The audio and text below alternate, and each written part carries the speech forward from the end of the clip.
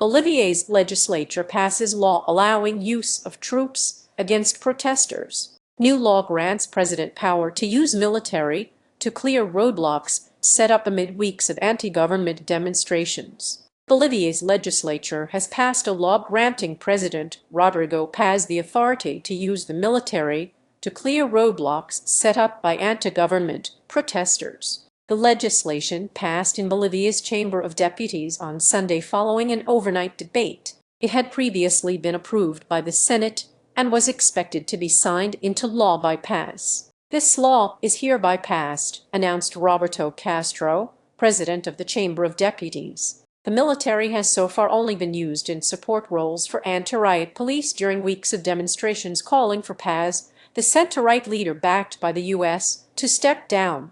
About 100 roadblocks have been set up across the country in recent weeks. Authorities have said the road blockades have led to food and medicine shortages. On Saturday, dozens of riot police backed by military vehicles fired tear gas as they attempted to clear a road in the town of San Julian. Protesters threw stones and burned tires to try to halt the police advance, said an AFP reporter at the scene. The new law would allow soldiers to use force against protesters and also grants them a presumption of legality in conflict situations. That means their actions will be deemed lawful unless proven otherwise. It comes after Bolivia's legislature voted last month to repeal a 2020 law that restricts the use of the military to crack down on protests. Farmers, miners, and transportation unions have been among those leading the protests. The demonstrations come amid widespread unrest over rising inflation,